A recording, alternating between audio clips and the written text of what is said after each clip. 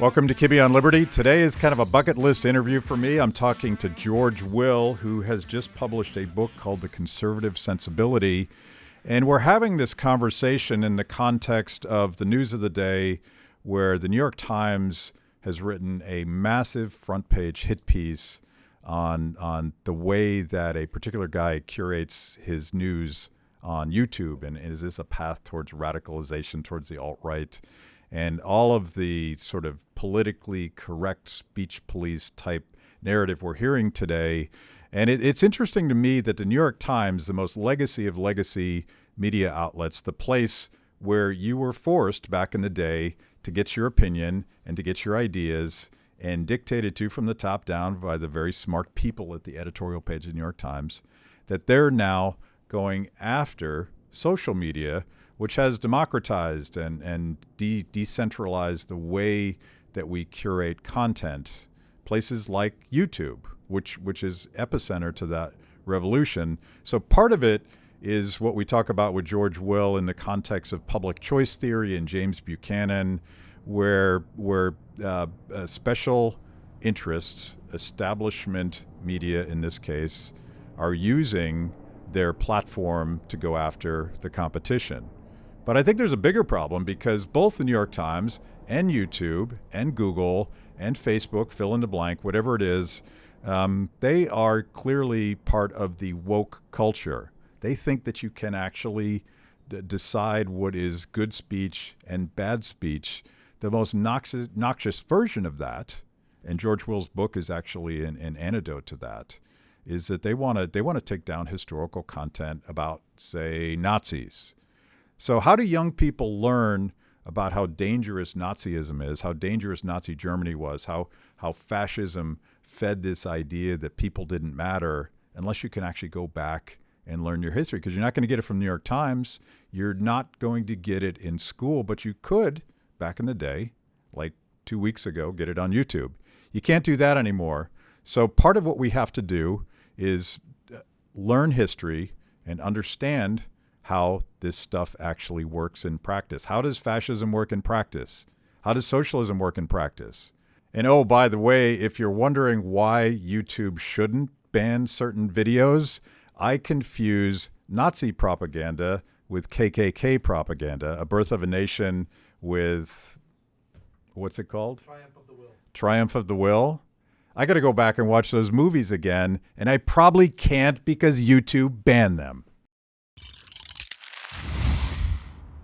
Okay, George Will, welcome to the show. I have to say that I've been reading your stuff as long as I've been in Washington, D.C., which has been a long time, and that there was a time when your column was the only voice of reason in a town that was always dominated by what we call mainstream media now.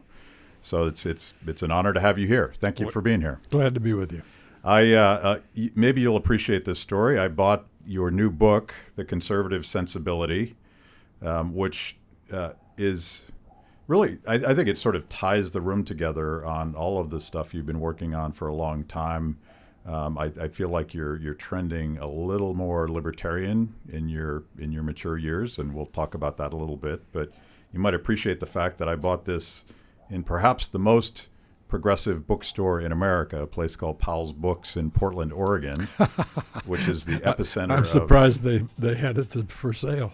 They had several copies, but it took them a while to find it. But it's a very large bookstore. But if the epicenter of wokeness carries George Will's new book, maybe that's a sign of hope. Of hope. I want to start with something that's not in the book, but perhaps related to it. You recently gave the commencement address at your alma mater, Princeton, and a number of students decided to protest you. And happily, they didn't throw a milkshake at you or physically assault you, as happens with conservatives these days. But some people turned their backs. What was that all about? Well, I'm toxic for a number of reasons on campuses, too, for a minority, a small group.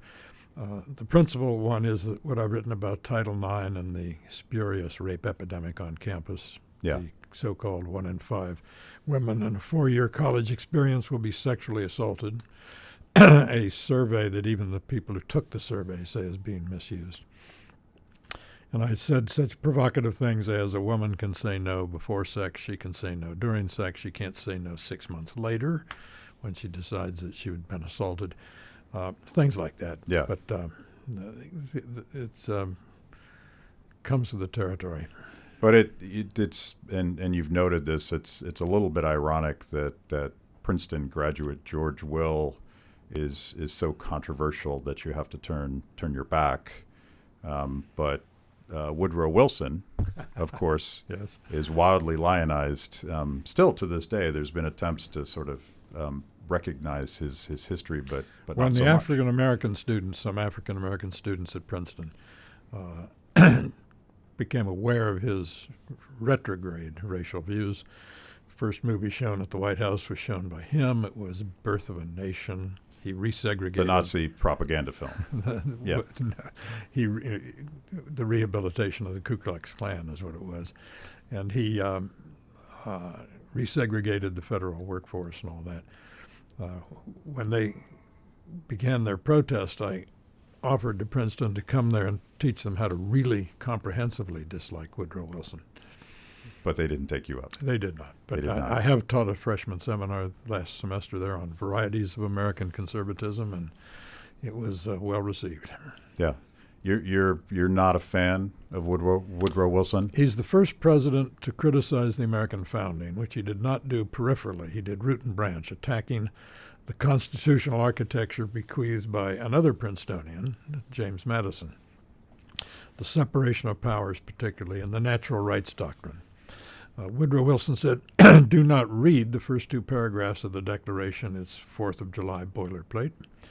He said that separation of powers was fine once when we were 4 million people thinly scattered along the fringe of a North American continent, 80% living within 20 miles of Atlantic tidewater. But now, he said, we're complex and continental. We have a nation united by steel rails and copper wire. Therefore, we need a more nimble government, a phrase he was fond of, one that can act with the sort of dispatch that depends upon really an emancipated executive. Besides, he said, what worried Madison was factions and the danger of majority tyranny of minorities, but modernity had brought about such a consensus about all the important questions of public life that was no longer a worry. So we need a government as united as the public supposedly was. The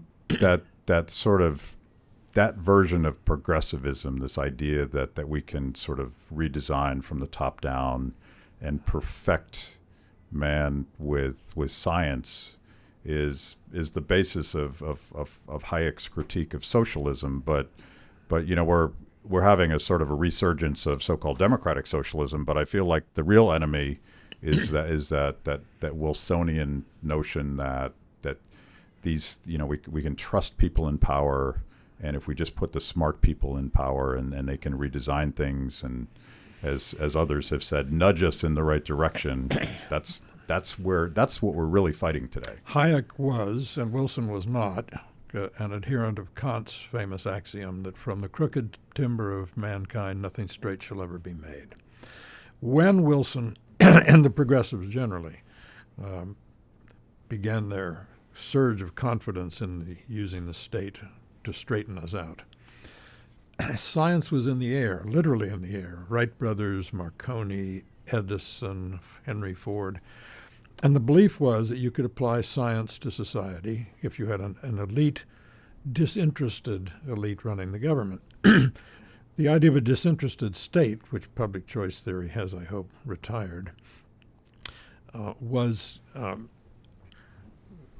popular at the time because in order to get advanced degrees in the second half of the 19th century, you really need to go to Germany. And in Germany, they acquired a lot of American academics, including some who taught Thomas Woodrow Wilson as a student graduate student at Johns Hopkins. They acquired belief in the Bismarckian state, infused with Hegelian sense of the unfolding history and all of that. So the idea that the state was worrisome seemed anachronistic to them.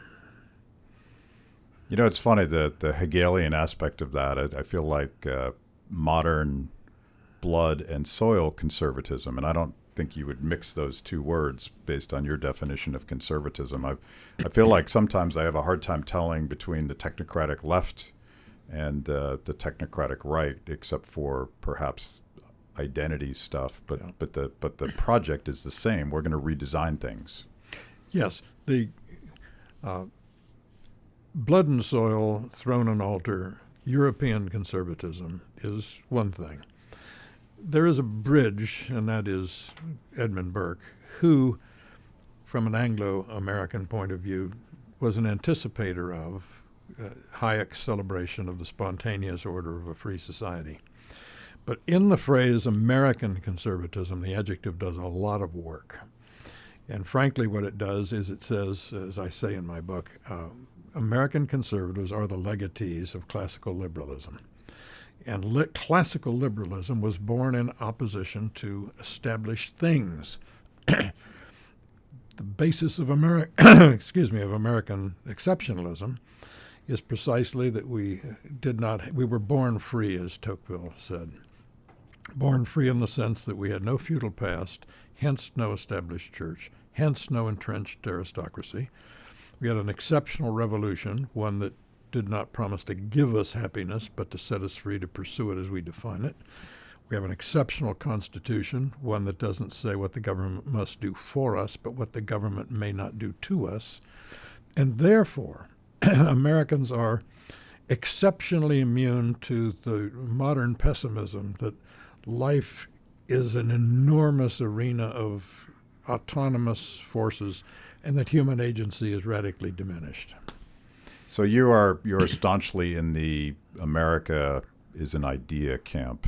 Yes, as opposed I believe we are, as Lincoln said at Gettysburg, we're dedicated to a proposition. We're a creedal society. Margaret Thatcher put it very well. She was a great English woman. She'd been an even greater American woman. She said, European nations were made by history. America was made by ideas, principally those we got from John Locke. Yeah. So your book is not entitled A Manifesto, and I'm guilty of presuming to write a libertarian manifesto, but you very specifically call it the Conservative Sensibility. What, in your mind, is the conservative sensibility? By sensibility, I mean more than an attitude, but less than an agenda. I'm not so much interested in teaching people what to think as how to think.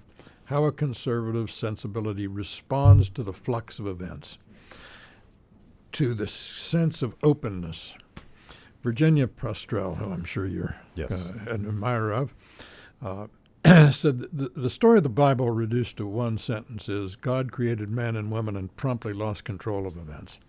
The conservative sensibility relishes the loss of control, the sense that the future is open. And this is where American conservatism differs so markedly from European conservatism, which European conservatism was born to buttress orders and hierarchies under assault. American conservatism, it seems to me, its particular role now is to reconcile Americans to make them feel the exhilaration of an open, fluid future, to suggest that nothing lasts, the basic conservative insight, and B, that's a good thing, because we want a future that is full of surprises. It's an interesting definition of conservatism, and I feel like liberalism in the classical sense, or classical liberalism that you just mentioned, is probably a better brand, but I suspect you're trying to rehabilitate the word. But I'm thinking of Hayek's famous essay, Why I'm Not a Conservative. Yeah, the last chapter, if you will, of the Constitution of Liberty. Yeah. And he of course is trying to figure out what the word is, and you know, the opening sentences. He worries about the word libertarian. Well, because it's a contrived word. The Austrian Hayek could have said, "I am an American conservative." Yeah. And we'd have said, "Welcome aboard." Yeah. And he's talking about European conservatism and trying to talk about that. I call it beautiful chaos, because it's not just chaotic. It's, of course, it's the process by which we create things and solve problems and take responsibility in our communities. One of the themes of your book is that libertarians need conservatives because we don't sort of respect enough the cultural norms that hold everything together. Talk about that. Well, libertarians presume a large stock of social capital. I believe that capitalism doesn't just make us better off, which it manifestly does, it makes us better, because it actually helps replenish that stock by enforcing certain stern virtues, what Margaret Thatcher called Victorian virtues. But thrift, industriousness, deferral of gratification, all of that, it reinforces individualism, which is under assault philosophically and institutionally everywhere. Honestly, your version of conservatism, which I feel may be a minority view today, hopefully not, but in my version of Hayekian libertarianism, they kind of sound like the same thing. They're very similar. I'm a libertarian-ish, a soft libertarian. I simply believe that before the government interferes with the freedom of the individual, or two or more individuals contracting together consensually, the government ought to have a good reason and ought to say what it is.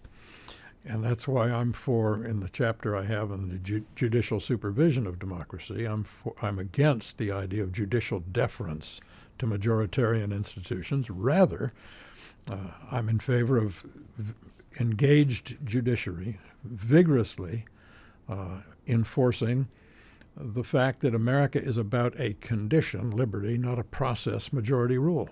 Yeah. And you're also pretty tough on Congress's abdication of its responsibility of executive oversight. The sainted Madison, and I yield to no one in my respect for James Madison. There are two Princetonians at war in American thought. Madison, of class of 1771, and Tommy Wilson, as he was known at Princeton, of 1879 class.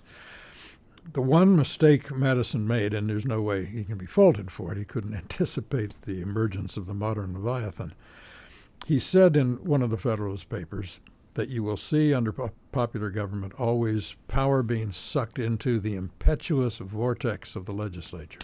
Well, for 80 years now, Congress has all too willingly spun off its powers, because doing so it spins off accountability and responsibility and all the rest. The recipient of these have been the presidents. Congresses of both parties have been guilty. Presidents of both parties have willingly received the power. But what this does is it short-circuits the Newtonian beauty of the equilibrium that Madison tried to create between rivalrous institutions. One of the problems is that in the 1790s, something the founders had neither anticipated nor desired a decade earlier, political parties quickly emerged. And today we have people in Congress thinking of themselves as team players. They are teammates with the president, inevitably subordinate, inevitably supine teammates. And so the entire constitutional architecture today needs restored by reestablishing congressional supremacy. Conservatives once understood this. In the early post-war period, as conservatism began its intellectual and institutional ascendancy, one of the canonical texts was James Burnham's Congress in the American Tradition. Conservatives understood that Teddy Roosevelt, Woodrow Wilson, Franklin Roosevelt, who came to Washington to be Assistant Secretary for Woodrow Wilson, Lyndon Johnson, who came to Washington to work in Franklin Roosevelt's New Deal and was the only president to serve his entire adult life in Washington, that these strong executives had been engines of the growth of government. Then, in 1981, conservatives began to have the heady experience of Ronald Reagan and somewhat fell in love with executive power. So the time we have left, I think think the most important chapter in this book, and you may disagree, but culture and opportunity. There's some stuff in here that I think points us to where we go here, because I mean, we're both a little bit politically homeless right now, libertarians and the brand of conservative that you're talking about. The only 4 members of Congress off the top of my head that have actually kept that commitment from the Tea Party days to hold the executive in check, Mike Lee, Rand Paul, Justin Amash, and Thomas Massie. Maybe there's a couple more in there, but unfortunately I could probably count them on. They're in the closet. And every time they criticize their president, they get in hot water. But the entire ethos of the Tea Party was primarily about abuse of executive power. But we're in this process where I think maybe almost everybody is politically homeless, because the two tribes, the red tribe and the blue tribe, seem to be getting smaller and seem to be focused on identity based on what they oppose. But there's a section in here, and everyone should read this, starting on around page 245, where you talk about the success of capitalism, or the market process, or whatever we call this discovery and creative process that makes people more wealthy. That has created a problem for us, because now people don't really worry about whether or not they're going to eat. They don't really worry about where they're going to sleep at night. That the world, by all accounts, including the World Bank, is now been lifted out of poverty by capitalism. So we worry about other stuff. We worry about purpose and meaning. And when you're talking about this, and I agree, and I think there's a profound strategic direction in here, but Alexandria Ocasio-Cortez, we can't possibly do a podcast without mentioning her, because she's the it girl. I'll try. We could try. But she talks about dignity. And she may be onto something there in terms of at least what people are looking for today. Talk about this part of the book and where you see that going. I think the the best Democratic candidate for 2020 would have been Sherrod Brown of Ohio, whose whole theme is the dignity of labor. He's a man of the left, proud progressive, all of that. But he does understand that there is an ache somewhere in a large portion of the American working classes and lower middle classes, an ache that feels disrespected.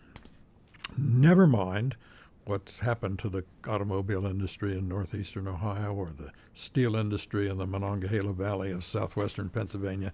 That's not new. What is new is the sense that not only have they lost material well-being, they've lost standing. They are looked down upon by those who are above them. Americans are perfectly fine with people getting rich, but they don't want to be condescended to. And I think that's something that conservatives have to find a way to address. So we deal with our personal identities, and personally, I live a fairly conservative life, but my interaction with other people, I would call myself quite tolerant, and to me it's a libertarian thing. It's not acceptance, it's tolerance, and I would love to choose to live my life the way that I want to live it, which in modern politics is sort of weird. But Americans are good at that. What we've learned from the last 60, 50 years of American life is how malleable American opinion is in the best way. The example I favor is go to a Southeast Conference football game, Alabama against Mississippi. And out there in a striped shirt is the head referee, and he's African American, and he's bossing everyone around, imposing penalties, ordering people hither and yon at what is most important in the Deep South, which is college football. I mean, you have to be exhilarated and cheerful about the ability of Americans to see the light. Yeah, and that's a quintessentially American story, and so I wonder if that's not the path forward, because the story you just told is nobody even notices that that's special. Of course. It's not spectacular. It's just another day at the game. But But in this world of identity politics, and I'm going to use the word libertarian, I feel like the sales pitch to young people who are not in one of these tribes is got to be, unfortunately, I'm going to accept this left-right thing and just say it's in the middle, right, where we sort of tolerate people's differences and get on with their own lives. What is your, like, you've written this book.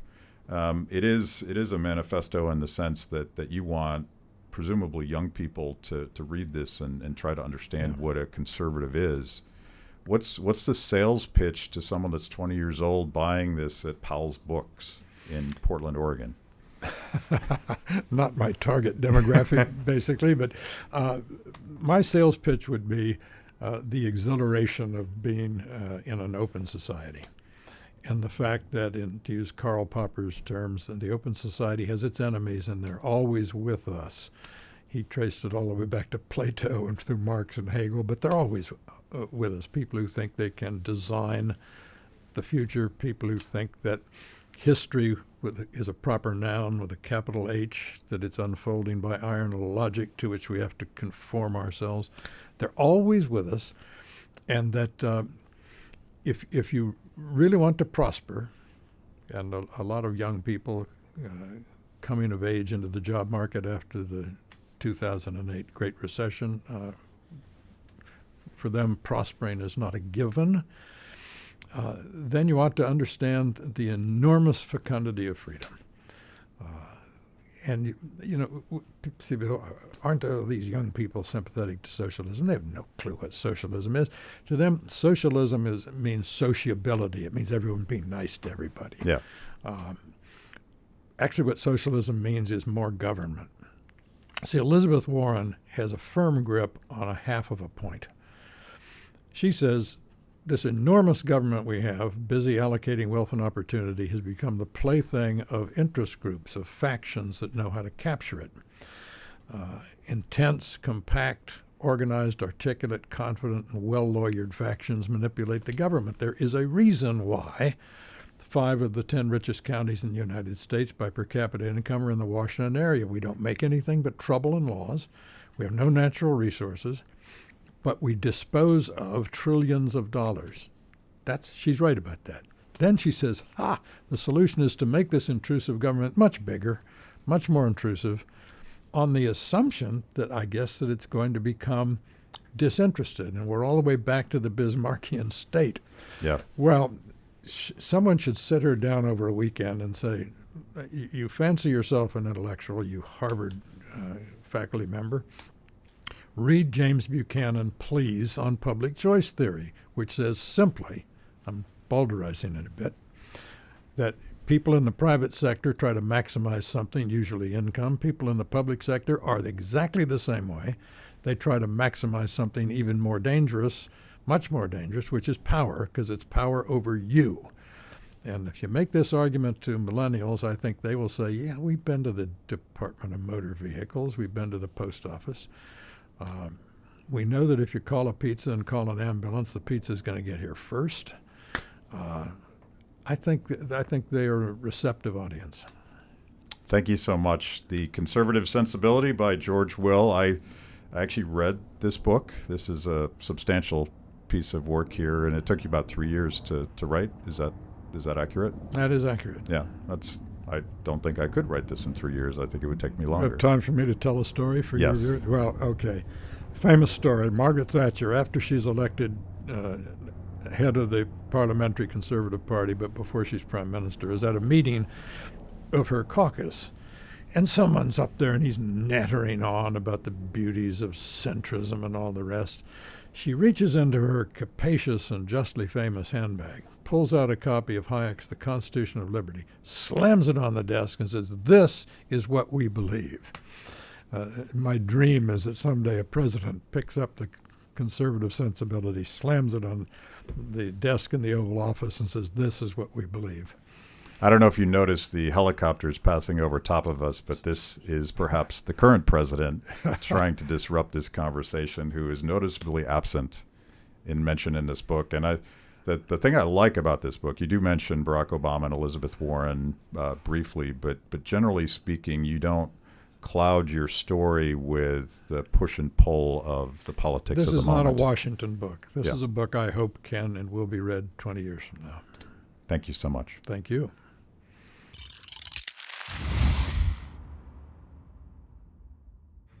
Thanks for watching Kibbe on Liberty. By now, you know this is the most important event of your week. So make sure you subscribe on YouTube. Click the little bell so you get notifications. Kibbe on Liberty, mostly honest conversations with mostly interesting people.